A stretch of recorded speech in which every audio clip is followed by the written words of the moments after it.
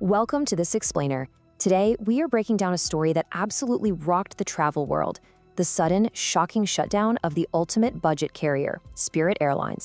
If you've been watching the news, you already know about the chaos at the airports, but right now, we're going to cut completely through the noise. We'll use raw economic data to explain exactly how an entire national airline just ran out of runway overnight. Let's get right into it. Okay, I want you to picture this. A 60% stock crash in a matter of hours. 60%. This wasn't just a bad day on the market. It was a total financial flatline happening in real time. That massive drop immediately sent a blaring siren to Wall Street that the company had literally completely run out of cash. Section 1. The final boarding call. So the absolutely crucial thing to understand here is that this wasn't a standard corporate bankruptcy where a company quietly restructures behind closed doors. No, this was an abrupt, total halt. We're talking about 14,000 airline employees, pilots, flight attendants, baggage handlers, who were forced to clean out their lockers overnight. The emotional and professional toll of those sudden mass layoffs is just immense. And get this, at the exact moment the liquidation deadline hit, there were actually 52 Spirit aircraft flying midair. Those passengers had zero clue they were riding on some of the very last flights the airline would ever operate. Section 2. Breaking the budget model. How does something like that happen so fast? Well, it wasn't just one bad day. It was a brutal cascade of systemic failures, basically a perfect storm of political, mechanical, and geopolitical traps. First, back in 2023, a massive $3.8 billion Lifeline merger with JetBlue was blocked by a federal judge over competition concerns. Fast forward to 2024, and a staggering 25% of Spirit's brand new fleet is suddenly grounded because of Pratt & Whitney engine recalls. And then came the absolute knockout punch in 2025.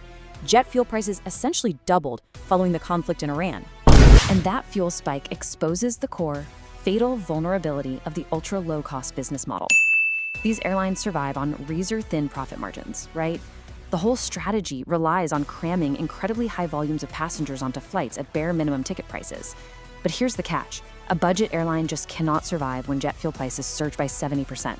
Why? Because they have to pay the exact same gas bill at the pump as the giant luxury legacy carriers. You simply cannot out-budget the global cost of fuel.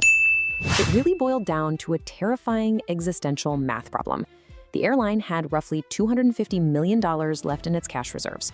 But to survive, they needed an immediate $500 million bailout injection. That glaring $250 million gap meant their operational runway instantly went from weeks down to just mere hours. Section 3. The failed government bailout. Now, you might be wondering, why didn't the government just step in to save those 14,000 jobs? Well, it actually came down to a really bitter boardroom showdown. The administration did offer a $500 million rescue package, but they demanded 90% equity warrants in return. Basically, they wanted total corporate control to protect taxpayer money. But institutional creditors and bondholders flat out refused that deal. You see, creditors prioritized recouping their debt over maintaining the airline's day-to-day operations. If they had accepted that 90% government equity stake, those bondholders would have been bumped straight to the bottom of the repayment priority list in a restructuring. It would have essentially wiped out their financial collateral. The administration's macroeconomic stance was very clear on this issue. The rescue funds were strictly conditional on a USA First approach, meaning total government control.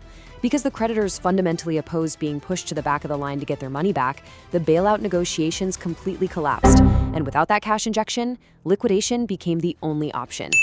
Section 4. Passenger's Survival Guide. All right, let's pivot to something practical.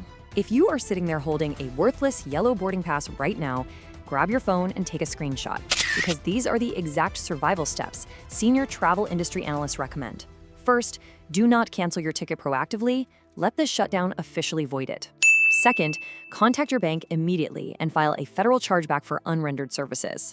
And third, start searching competing legacy airlines like American or United for capped rescue fares. Oh, and absolutely use flight tracking apps and alternative websites right now to monitor any last-minute flight options. I need to stress, though, your financial risk here completely depends on how you paid. If you booked your flight with a credit card, you are in luck. Federal credit law guarantees a refund for services you didn't receive. But if you booked with a debit card or Pash, man, that's a different story. In a corporate liquidation, debit users are essentially treated as bottom-tier unsecured creditors, meaning that money is highly likely lost in the massive bankruptcy shuffle.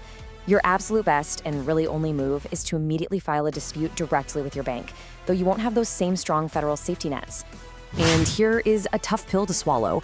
The old gentleman's agreement from 25 years ago, where rival airlines would just automatically scoop up stranded passengers for free, yeah, that is long gone. So what's the reality checklist for travelers right now? First, your frequent flyer points are entirely worthless. Second, if you're mid-trip without a return flight, you're going to have to purchase a brand new ticket completely out of pocket. And third, while competitors might offer standby seating or capped fares, they are absolutely not giving out guaranteed free transfers. Section 5. Regional hubs lose big. Let's zoom out a bit. 75%. That massive number is the total passenger volume that Atlantic City International Airport lost literally overnight. It really highlights the severe vulnerability of regional airport hubs that rely heavily on the high passenger volume of budget tourists. When that capacity vanishes this fast, it completely devastates local economies, ground handlers, local concessions, the whole hospitality sector. Now, other budget carriers like Allegiant or Breeze are expected to eventually step in and absorb some of those vacated flight routes, but the immediate economic crater is just catastrophic for these local towns. Section 6. The new era of fares. And this brings us to a chilling reality for the rest of us, even if you never ever flew on Spirit. Those bright yellow planes only accounted for a tiny 3% sliver of total domestic seating capacity nationwide, but their mere presence in the market was a vital competitive force. By offering rock-bottom prices, they basically forced the giant legacy carriers, who hold the other 97% of the market, to competitively lower their own prices just to keep up. So without them, here is a truly terrifying statistic for everyone's wallet. Historical data proves that whenever a budget carrier completely exits a specific route, the remaining airlines hike their fares by up to 23%. To put that into perspective, that's roughly an extra $60 per round trip coming right out of your pocket, simply because the low-cost competitor isn't there to keep them honest anymore. Less competition and industry consolidation basically guarantee higher prices for the consumer. As these macroeconomics shift, senior airline analysts are warning that the era of affordable, impromptu weekend getaways has essentially been liquidated alongside the airline itself. When you combine this sudden shrinking of domestic seating capacity with those soaring global fuel costs we talked about, we are looking at permanent increases in summer travel prices. This represents a fundamental, long-term shift in domestic travel affordability for everyone. CBS News travel editor Peter Greenberg really hit the nail on the head here. He points out that the very concept of a low-cost airline is rapidly becoming a myth.